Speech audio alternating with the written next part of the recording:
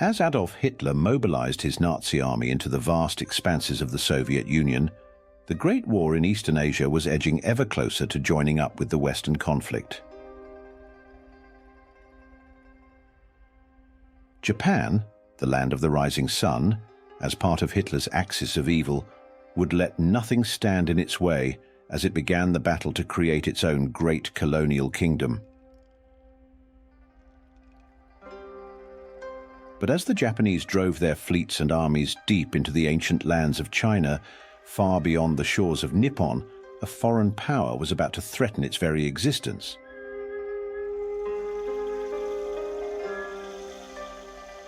When the American President Franklin D. Roosevelt made moves to halt Japanese expansion, Pearl Harbor became the first casualty of a new chapter in the Second World War.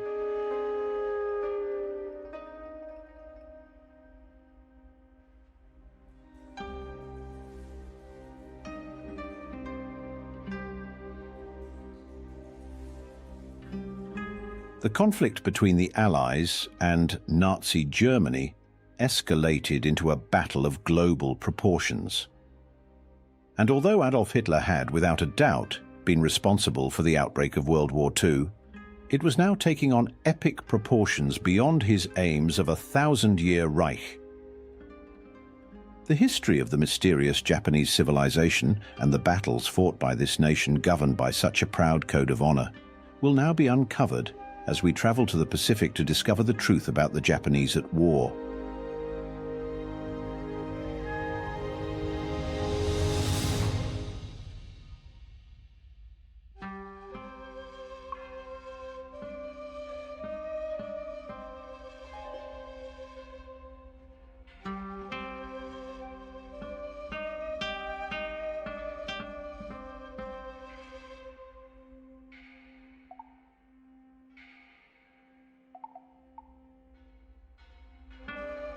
Centuries ago, China was the giant middle kingdom of the Far East and was a dominant force on the smaller countries and islands of the Pacific. However, as British and French imperialism grew, this ancient civilization began to crumble. Withdrawn deep inside its hermit kingdom, Japan watched the fate of China with great interest. Since the early 17th century, the Japanese had severed all relationships with the outside world, often punishing those who ventured ashore with death.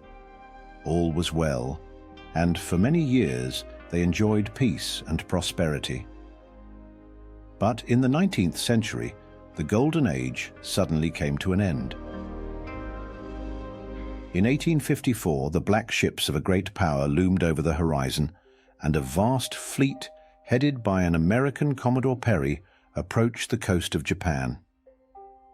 The Japanese were forced to end 300 years of seclusion and open their ports to American trade.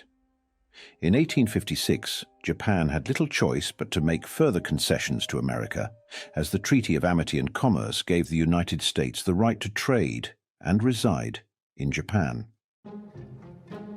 Nevertheless, this was far from popular, and many opposed the agreement, while the Japanese nation was plunged into chaos with rebellions breaking out across its islands. A peaceful settlement was eventually established with the restoration of the mighty empire and the end of the feudal system. The years that followed resulted in a remarkable transformation taking place as Japan strove determinedly to meet the West with equal strength. In the same manner that Japan had absorbed the culture of China over a millennium earlier, it now mimicked the military culture of the West as the agrarian economy of fishermen and farmers gave way to a society that fast became a great industrial power. The Japanese Navy was modeled on its seemingly invincible British counterpart, its army on the French military, and later Prussian warfare. And by the end of the 19th century, a modern, professionally trained, Western-style army had risen and was ready to take on the rest of the world. But despite emulating the Western style of training, a very different philosophy guided the military principles of the Japanese.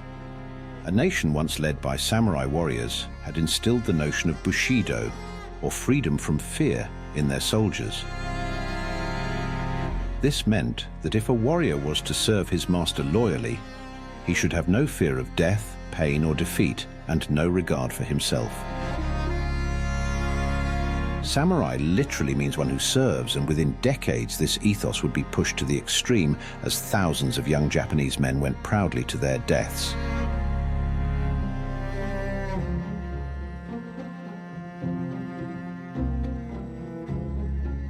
This sense of duty extended to all levels of Japanese society. The people obediently served their emperor when their nation required them to march to war. With such power at its disposal, Japan was keen to ensure the security of its little kingdom, and in the First Sino-Japanese War of 1894 pushed China out of Korea. A decade later, as Russia became a threat, Japan impressed the world once more with its military and naval expertise in the Battle of Port Arthur in 1905. The Russians suffered a humiliating defeat. The British were so impressed, they presented a lock of Admiral Nelson's hair to the Imperial Japanese Navy. However, the battle with Russia was not an entire victory for Japan. When Japanese delegates traveled to Portsmouth in America for a peace conference with Russia, overseen by President Theodore Roosevelt, they were far from happy with the outcome, as there was no monetary reparation or territorial gain. Back home, there were riots on the streets of Japan as people felt they'd been treated as if they'd been defeated, and the distrust of the Americans and hostility toward the West began to grow. Despite the frustration of the Japanese, there was some rewards to be reaped from the treaty. They were given control of the South Manchurian branch of the China Far East Railway, as well as a vast tract of territory to the north. The company established to operate the railroad soon became the most profitable corporation in Japan, building coal mines and harbors, as well as hotels and warehouses. And soon Japanese nationals began to settle in the Chinese territory of Manchuria.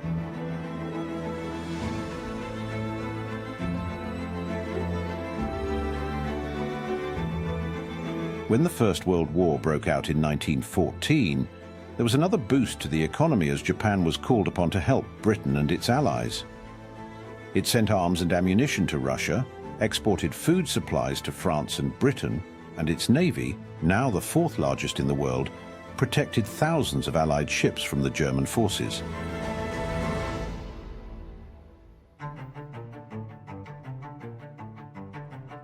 But after the war, as the peace treaty was signed in Versailles in 1919, it was clear Japan still deeply mistrusted the West.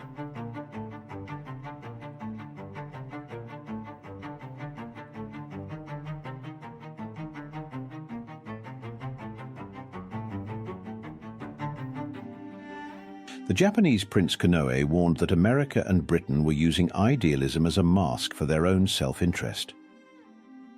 And he felt the proposed League of Nations was designed to cement the power of the victorious countries. In Konoe's opinion, there should be equal access to natural resources and international markets. Otherwise, the resource-poor nation of Japan would have no resort but to destroy the status quo for the sake of self-preservation.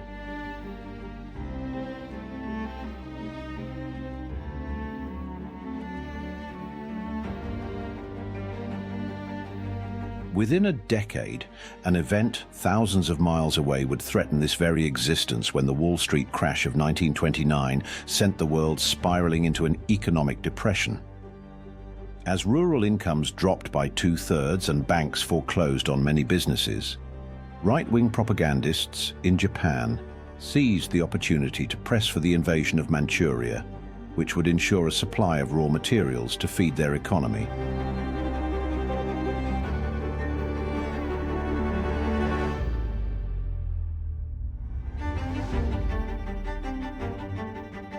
With a steady influx of Japanese colonizing southern Manchuria, the island nation already had a foothold in the territory.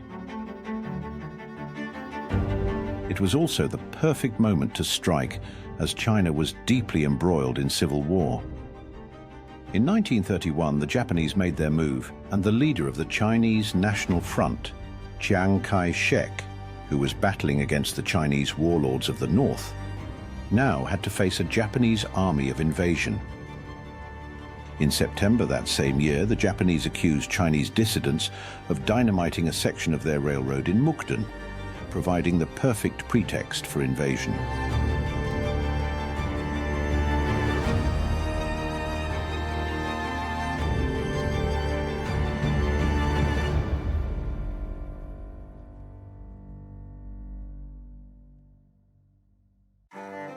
On the 19th of the month, the attack was instigated with the loss of 500 Chinese lives. But this was only the start. By 1932, the Japanese army had seized the whole of South Manchuria and was moving into Russian-dominated North Manchuria. A dangerous pattern was beginning to emerge, however, as the army had a tendency to strike first and inform Tokyo later. The Emperor Hirohito was deeply disturbed by this lack of control when it came to the military, as well as the government's failure to keep control over foreign policy. And he feared that the West would soon intervene. Nevertheless, within 6 months, the Japanese victory was complete. On March the 1st, the last emperor of China, Puyi, who'd been removed by Chinese warlords in 1924, was placed at the head of the new puppet state of Manchuria. The Japanese named it Manchukuo and slowly infiltrated Manchurian culture and life. With the success of the South Manchurian Railway Company, there were already over 200,000 Japanese residents in the country, and the army began to draw up plans for settling 5 million colonists in China within 20 years. Gold mines opened up, the timber industry thrived, and new coal and iron ore discoveries helped fuel Japanese expansion.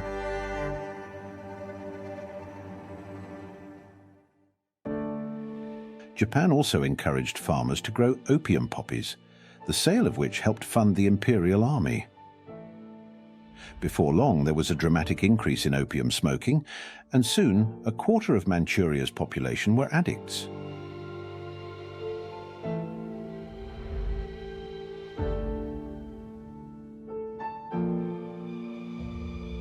Although the West had encouraged opium use in China only decades earlier, the League of Nations was critical of Japan's promotion of the drug. It also refused to recognize Manchukuo as an independent nation and instructed Japan to pull out of Manchuria. In February 1933, the Japanese delegate, Yosuke Matsuoka, responded to the League of Nations in Geneva.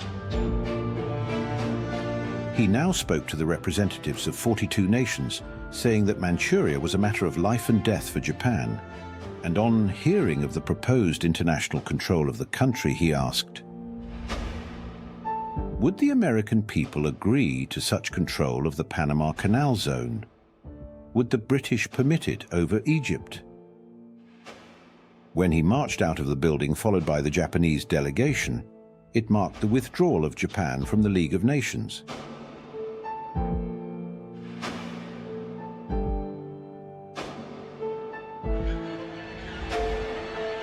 But as the Japanese military forced its way deeper into Chinese territory, the League did little to stop its movements, being far more concerned over another crisis rather closer to home.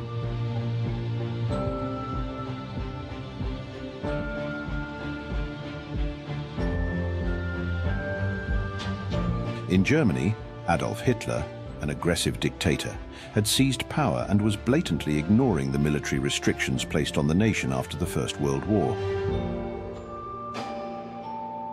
Just as Japan had done 6 months earlier, Adolf Hitler now withdrew Germany from the League of Nations. And the foundations of peace, so carefully put in place with the Treaty of Versailles, were definitely crumbling.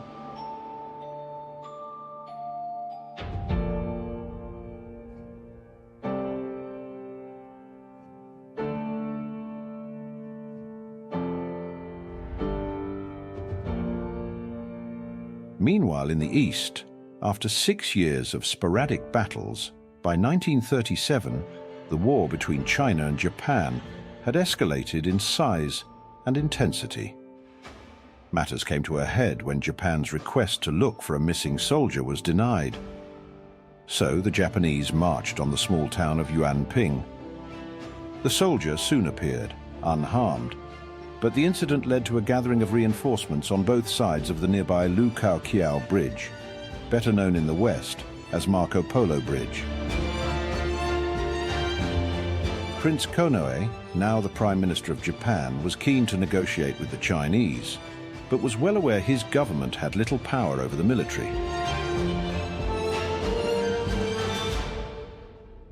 Though Japan hoped to eventually establish political control in northern China, Tokyo did plan the events of Marco Polo Bridge, which rapidly propelled the country into a ferocious war.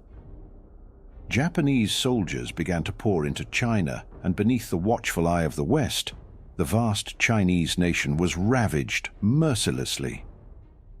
Japan's military leader, Hideki Tojo, marched his forces up the valley of the Yangtze River, and as far as the walls of China's capital, Nanjing.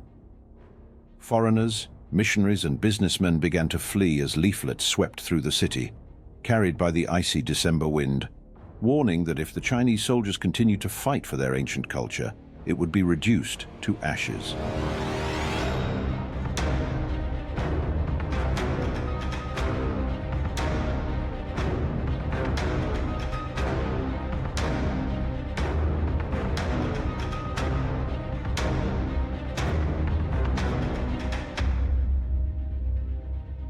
After 4 days of resistance, the Japanese stormed into Nanjing, and 6 weeks of slaughter and devastation followed.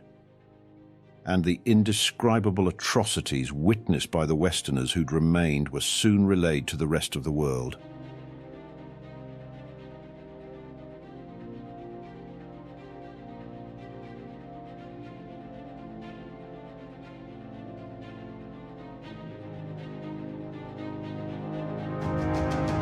By the end of 1938, Japan had within its grasp 9/10 of the Chinese railway system, controlled the entire coastline of China, and the most important river systems. There was little left to conquer, and the terror bombing of Chinese cities had left nothing but destruction and horror in its wake. After more than 5,000 civilians were killed in the terror bombing of Chongqing in May 1939, America imposed its first economic sanctions upon Japan. Stories of the massacre of Nanjing had already reached the West, and there was grave concern regarding Japan's expansionist policies. President Roosevelt had also begun sending aid to China, along with assistance from Britain, France, and Russia. But these nations also had escalating problems of their own, as Adolf Hitler's actions meant that war was now inevitable.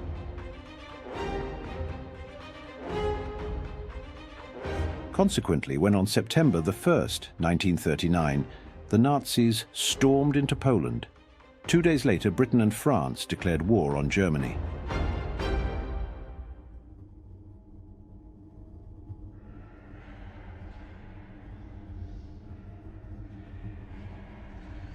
The Allied forces failed to stop Hitler's onslaught, and within 9 months much of Northern Europe was under Nazi control.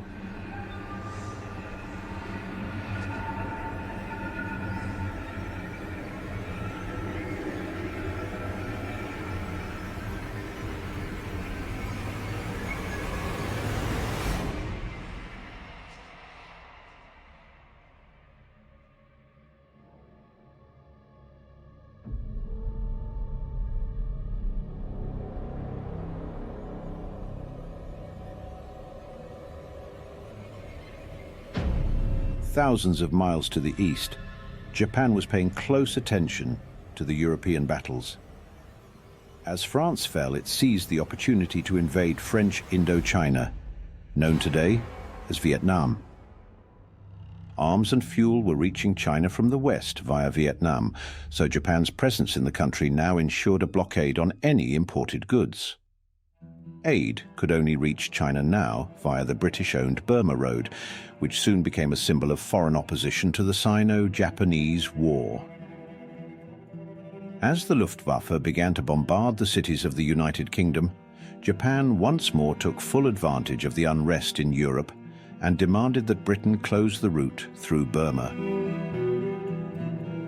The British Prime Minister, Winston Churchill, fearful of an attack on the imperial outposts of Singapore and Hong Kong, was unable to spare precious ships for defense and therefore had no choice but to agree. America was now the only Western power not involved in the war with Germany. What's more, they also had the strength to protect China. And when Prime Minister Konoe made Yosuke Matsuoka foreign minister, the man who'd angrily left the League of Nations in 1933, the already faltering relationship between Japan and America deteriorated even further. Matsuoka had lived in America from the age of 13 to 22, graduating in law from the University of Oregon, where he was known as Frank. Though considerably westernized, he was obsessed with the idea of an Anglo-American conspiracy aiming to encircle Japan. These fears drew him closer to the belligerent nations of Nazi Germany and Fascist Italy. And within weeks, he had bound Japan into an alliance with these two countries. On September the 27th, 1940, Japan's ambassador to Germany signed the Triple Alliance, entering Japan into a 10-year military and economic agreement with the Germans and the Italians. If any power attacked any one of these signatories, the others would be duty-bound to come to its aid. In the spring of 1941, Matsuoka made a tour of Italy, where he waved to the crowds in Rome alongside Mussolini, where his adulation of the Italian dictator, whom he believed was next to God, was alarming, to say the least. The Japanese foreign minister also visited Germany and the Soviet Union. But when he met Stalin, he made an unexpected move. His meeting with the Russian dictator went so well that he signed a neutrality pact with the Soviet Union on the 13th of April. It was certainly not what the Japanese government had expected, and officials were left bewildered by their foreign minister's radical new policy. Many, uncomfortable by his westernized manners, were keen to get rid of him. Meanwhile, Prime Minister Konoe had initiated a diplomatic dialogue with the USA. Foreign Minister Matsuoka was furious concessions were being made behind his back, so he sent a provocative statement to the US Secretary of State, Cordell Hull, making it clear that friendly relations between America and Japan were never going to be achievable. Then world affairs took another strange turn when Germany invaded Russia in 1941, despite there being a non-aggression pact between Hitler and Stalin. As a member of the Tripartite Pact, Japanese politicians were shocked that Germany had not informed them of what was about to take place.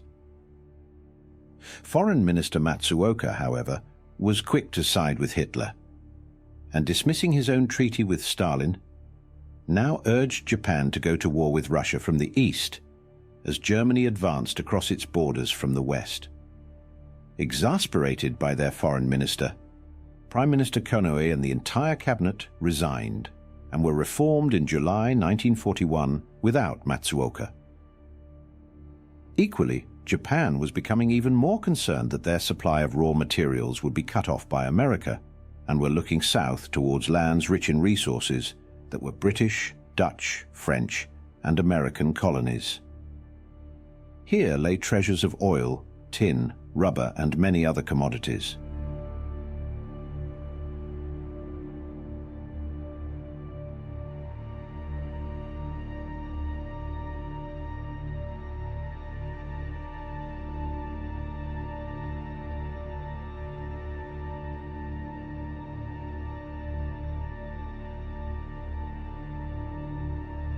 Their plan was known as the Greater East Asia Co-Prosperity Sphere. It was an enterprise that would place the people of Southeast Asia and China under the protection of Japan, who would reign supreme over this resource-rich domain. Keen to escape Western domination, this was a popular strategy, and Tokyo took full advantage of the war in Europe not only to destroy Western imperialism, but also to strengthen their own position.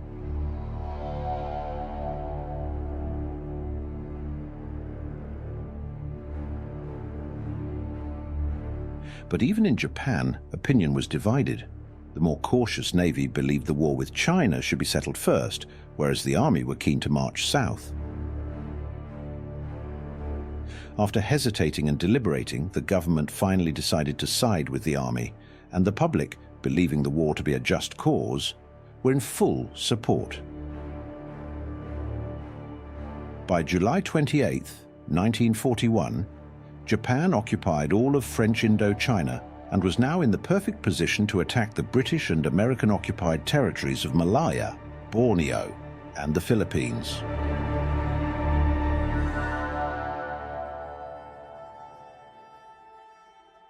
Although at this early stage America was unwilling to become involved in foreign wars, it was carefully watching Japan's activities, and President Roosevelt approved the recruitment of airmen into the first American volunteer group to be sent to China. In July 1941, President Roosevelt made an even bolder move, which would seriously curtail Japanese expansionism, as he froze all of their assets in the USA. And in the most fundamental terms, this meant that they were now unable to buy American oil. Norway and the Dutch East Indies swiftly followed Roosevelt's lead, leaving Japan only able to source oil from Manchuria, about 1% of the nation's requirements. Consequently, as Churchill and Roosevelt met to draw up the Atlantic Charter, the breakdown of relations between Japan and the West deteriorated further, and the prospect of finding a peaceful solution seemed highly unlikely.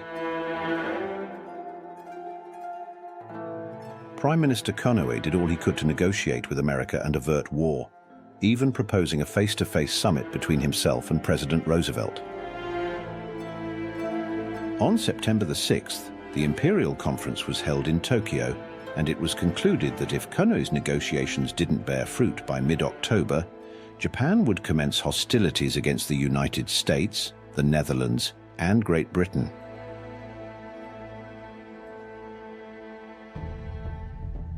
Even so, the Prime Minister did make one last attempt to avoid going to war, attending a conference in secret with US Ambassador Joseph Grew. He was prepared to travel to meet Roosevelt in Hawaii at a moment's notice, risking his own life. And without doubt, Ambassador Grew was impressed by Konoe's sincerity and urged his superiors to advise Roosevelt to accept his proposal. But Secretary of State Cordell Hull quickly put paid to the initiative, doubting that the rest of the Japanese government would follow their Prime Minister's lead. Undeterred, Konoe still worked towards peace, believing that if the army would agree to a withdrawal from China, a negotiated settlement could be reached. However, the minister responsible for the army, Hideki Tojo, was appalled by the suggestion that all that had been gained in the war with China should be lost. In the end, Konoe realized he had lost the battle, and on October the 16th, 1941, he resigned to be replaced by the war-ready Tojo as Prime Minister, which did not bode well for diplomacy. Just a month later, a Japanese special envoy was sent to America, presenting a proposal that the United States cease aid to China and resume trade relations with Japan. But Secretary of State Hull conveyed President Roosevelt's demands that Prime Minister Tojo withdraw his troops from China and sever Axis ties with Germany and Italy if such action was to be contemplated. Even so, while these diplomatic talks continued in America, in Tokyo, plans were being made for the invasion of British and American-occupied territories which were rich in resources. As Japanese troops and ships were prepared for an invasion of the Philippines, Malaya, and Borneo, preparations were also being made for an attack much further afield.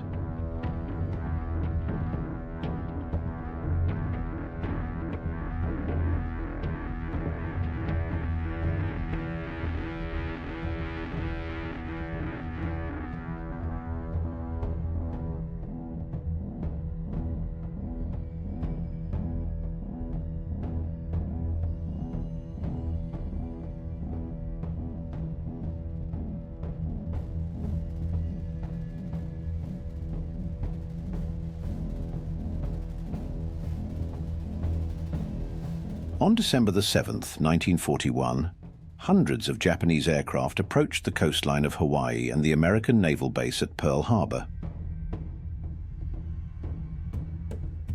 Just before 8, on an otherwise uneventful Sunday morning, the first wave of bombers attacked, wreaking total havoc and destruction.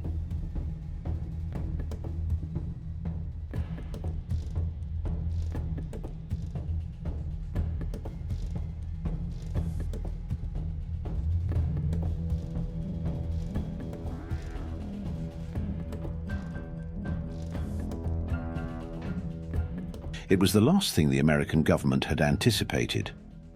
After a second wave, 5 of the 8 battleships at Pearl Harbor had been sunk or were in the process of sinking, with the remainder sustaining appalling damage, leaving over 2,400 Americans dead.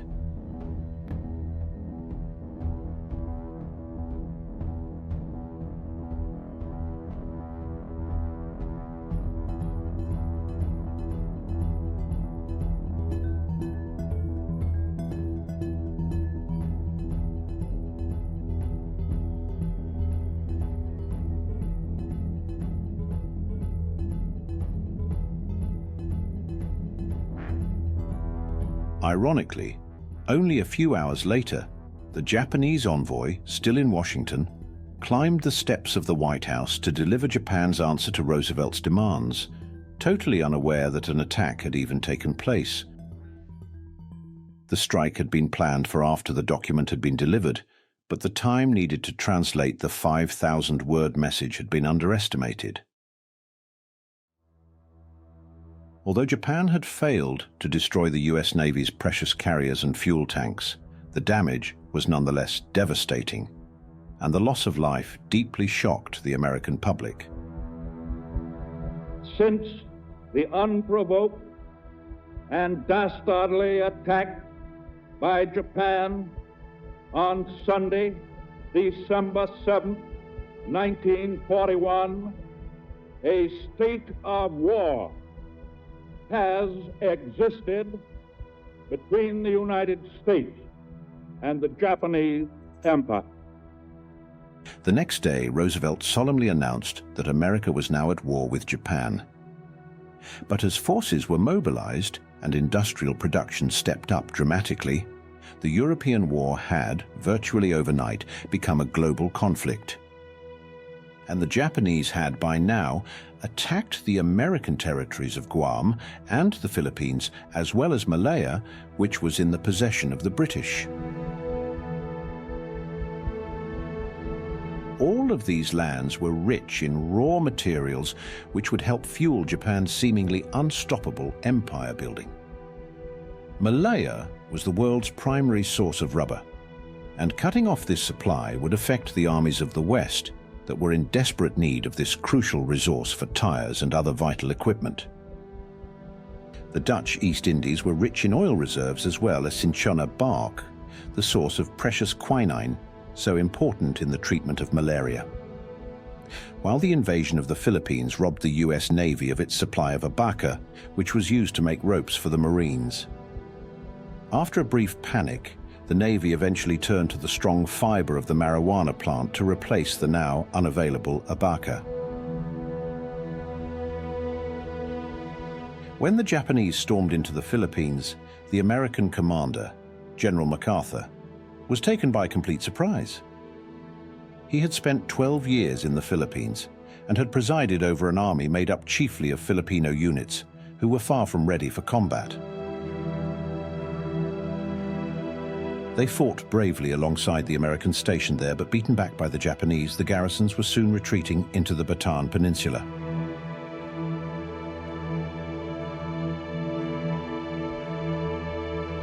Britain was equally unsuccessful in defeating Malaya. The ships that had been sent by Churchill, HMS Prince of Wales and HMS Repulse, were torpedoed by the Japanese. Sadly, the sinking of these vessels resulted in the death of 840 sailors. Back in London, the British Prime Minister Winston Churchill was deeply shaken by the news, especially as there were, at this point in the conflict, no British or American ships in the Indian Ocean or the Pacific.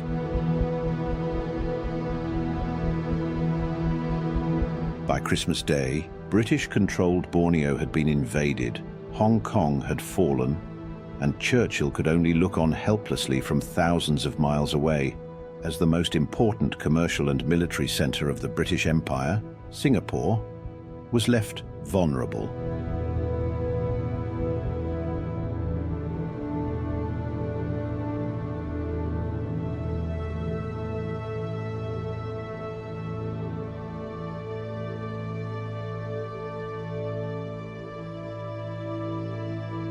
Soon, Manila in the Philippines was declared an open city, and within 30 days, the siege of Singapore had begun. The Japanese were now moving at great speed, and just a day after their invasion of Sumatra in the Dutch East Indies on February the 15th, 1942, the largest surrender of British-led military personnel in history took place in Singapore. About 80,000 Indian, Australian and British troops became prisoners of war, joining 50,000 taken by the Japanese in the Malayan campaign. This was not only a military disaster, because as Singapore was lost, thousands of prisoners of war and captured civilians would face barbaric treatment at the hands of the Japanese. As Britain was forced into an unconditional surrender, another member of the Commonwealth was about to suffer its first attack. The vast nation of Australia, situated far away from the conflict zones to date, deep in the southern hemisphere, had been unlikely to feel threatened as Hitler's stormtroopers thundered across Europe.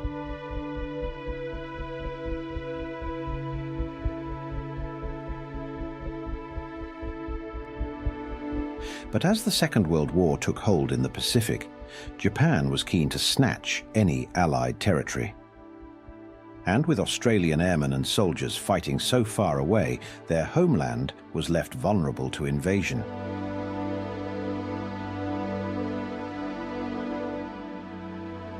Residents on Bathurst Island witnessed the first wave of nearly 200 Japanese planes approach Australia on February the 19th, 1942. The target was Darwin, a valuable port on the north coast of the country, and there was little that could be done to defend such an attack.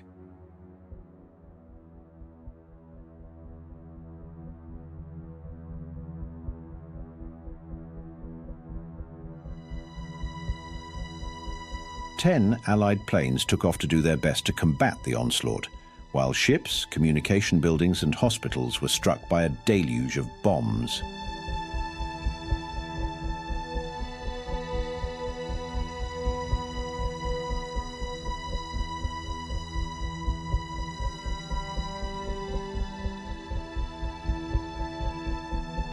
The second wave targeted the RAF base, and by the end of the day, hundreds had been killed or injured. And fearing that the Japanese were about to invade, those who survived fled south. This was the beginning of many Japanese raids on Australia, and the Americans were fast beginning to fear that there would be similar attacks focused along the west coast. And they weren't actually far from being unwarranted. Less than a week after targeting Darwin, the Japanese bombed an oil refinery in California. Then on March the 4th, 2 Japanese flying boats attempted another attack on Pearl Harbor, fortunately missing their targets.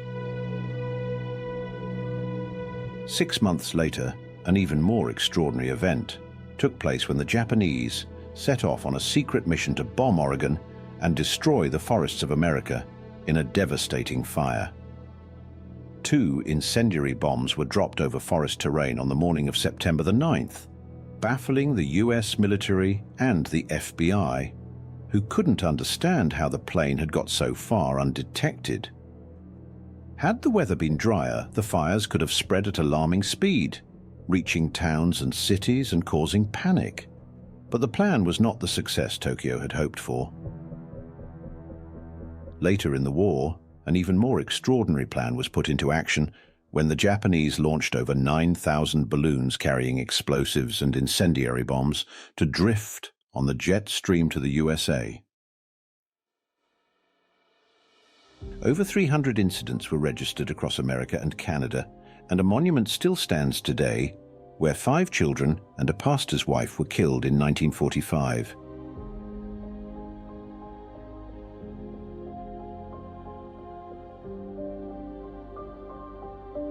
Although a tragedy for the families involved, fortunately, they were the only victims of Japanese attacks on the American mainland. These unusual strikes were undoubtedly retaliatory, as the Americans began to target the Japanese mainland, while the troops fought on in Bataan in the Philippines. In March 1942, as the battle for the Philippines slipped from the Allies' grasp, General MacArthur was ordered to leave for Australia.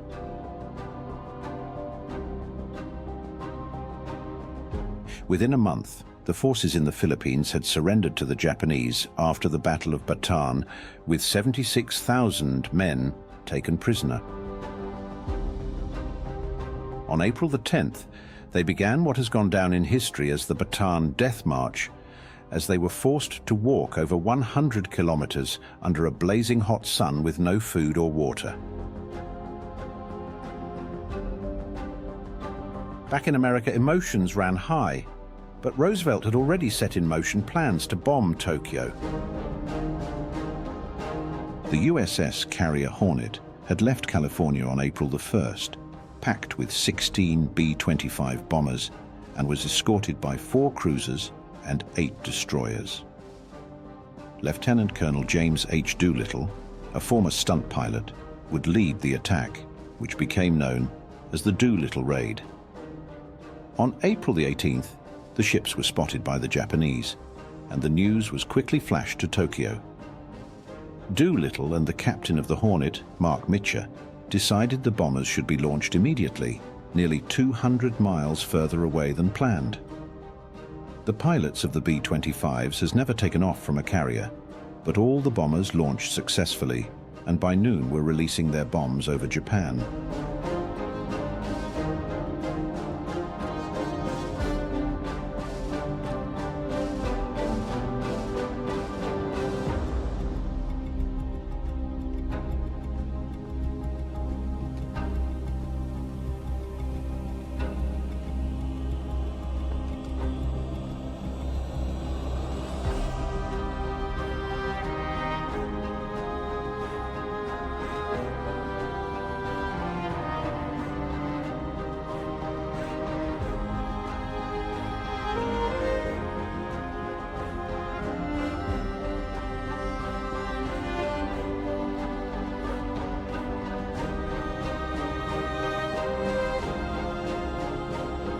The cities of Osaka, Kobe, and Nagoya were all targeted, and 12 planes headed straight for the heart of Tokyo just as a mock air raid was ending, plunging air traffic control into complete confusion.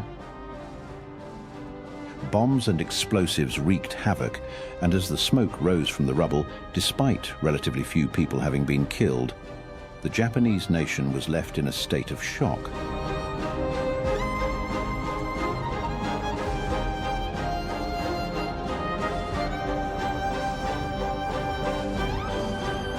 Meanwhile, Doolittle, who was suffering a worrying shortage of fuel, managed to land in China, along with the majority of his fellow crews.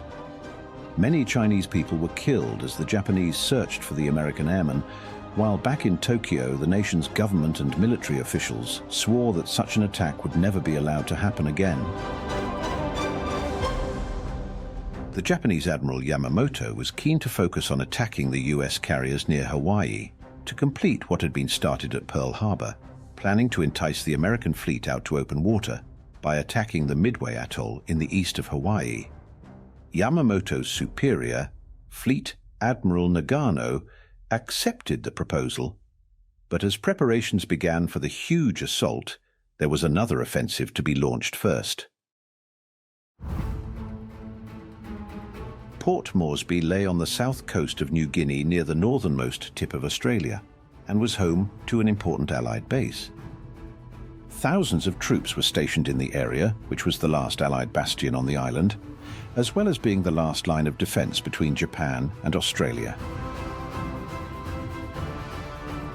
The Japanese were, needless to say, keen to take control of the territory, which would isolate Australia and New Zealand from the USA, halting the flow of supplies and American soldiers into the region.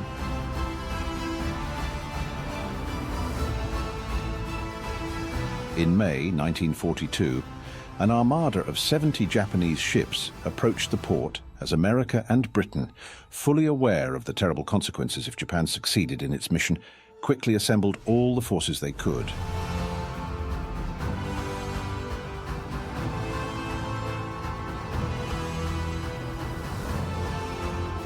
The Battle of the Coral Sea commenced on May the 4th, and although 2 American carriers were badly damaged during the struggle, by May the 8th, the Japanese had retreated and the port was safe. Prime Minister Tojo's army were keen to mount another attack to seize the port and bombard Australia. Nevertheless, Admiral Yamamoto continued to press for the conquest of Midway.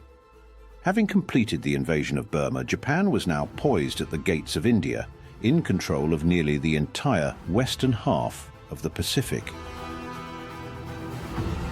Japan's priority should have been to create a wall of defense to aid transport between its conquered territories and to destroy what was left of the sea power of the Western Allies, especially the American fleet.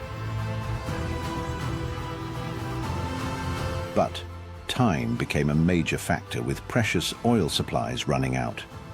And also, if Japan allowed America the breathing space to rebuild the warships and planes destroyed at Pearl Harbor, the Empire of the Rising Sun could well find itself losing every advantage it had gained. The 2 tiny coral islands, which shone like gems in the North Pacific, were the perfect stepping stones towards reaching the ultimate target of Hawaii, where the American fleet was gathered.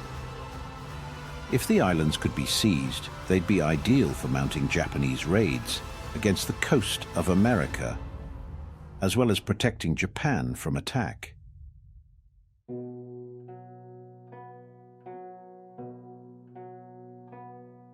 Fleet Admiral Nagano also proposed an assault on the Aleutian Islands, a chain of volcanic islands off the coast of Alaska stretching into the North Pacific, which were strategically important for protecting the Japanese territory of the Kuril Islands nearby. Consequently, a separate attack was planned, which would usefully also act as a diversion for the mission bound for Midway. On the eve of these 2 battles, the Japanese gathered a colossal fleet, in fact the greatest ever known in the Pacific. In preparation for going into battle, ceremonies took place in Japan to celebrate. Cups of sake were drunk, and all forms of the Japanese religions Shinto and Buddhism were called upon to bless the men getting ready to protect the empire. On the 28th of May 1942, crowds of Japanese civilians gathered to see the vast fleet off. But the Battle of Midway would not prove to be the great victory that Yamamoto had hoped for. Ironically, right from the outset, the mission was doomed. Japan's naval codes had been cracked, and the Americans, along with their British allies, were all too aware of the plan to launch an offensive against the island of Midway Atoll, which the Japanese had gone to such great lengths to hide. After their long journey across the North Pacific, in the early hours of the morning of June the 4th, 1942, Japanese aircraft prepared to take off and head for Midway.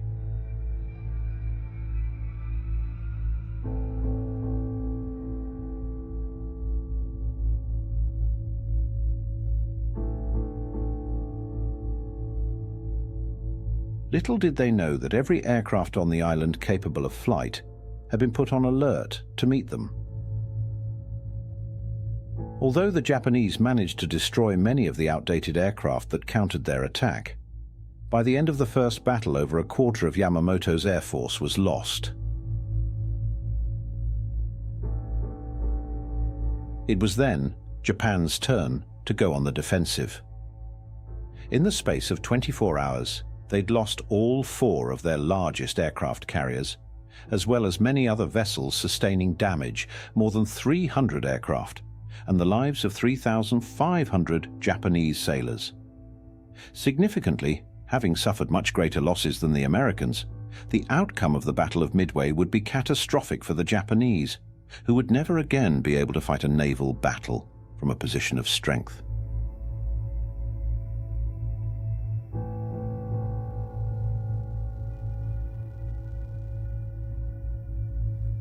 When news of the defeat reached the Emperor in Japan, he was horrified, but nonetheless proclaimed the Battle of Midway a victory. The Japanese propaganda machine did all it could to hide the disastrous defeat from the public. When the fleets returned, the injured were brought ashore after dark and were smuggled into the hospitals. They were kept in complete isolation and unable to communicate with the outside world. Later, those wounded at Midway would describe how the experience was like being kept a prisoner of war by your own people. Meanwhile, off the northern coast of Alaska, the troops invading the Aleutian Islands were more successful. Just a day after the Battle of Midway, the Japanese had landed on Kiska and had captured the sole inhabitants of the island, a small US Navy weather detachment consisting of 10 men and their dog. Still blissfully unaware of the fate of the fleet at Midway, the Japanese went on to capture Attu Island and rounded up 42 inhabitants, the rest of the population having already been evacuated to Alaska. These islands were now the only enemy garrisons Japan had established within the Western Hemisphere. But, shrouded in a constant blanket of mist and snow, the Aleutian Islands would prove a costly outpost for the Japanese Empire to maintain, and so close to home, it would only be a matter of time before the Americans retaliated. Throughout the year, the United States had been pouring reinforcements into the Pacific. By August 1942, after watching the Japanese seize one island after another, the Americans and their allies were ready for their first offensive. The plan was to attack the southern Solomon Islands, which lay to the northwest of Australia, and had been invaded by Japan 3 months earlier, from where Allied ships carrying supplies in the district could be severely disrupted. The Allies made plans for an assault on Guadalcanal, one of the tropical islands, and it would prove to be a long and terrible struggle resulting in horrendous casualties with many deaths on both sides. By the beginning of 1943, however, the Allies had the upper hand, and the Japanese withdrew as this defeat marked the beginning of their downfall. As more and more Allied troops arrived in the Pacific, the odds against the Japanese increased dramatically, although it would take another 3 long years of battles.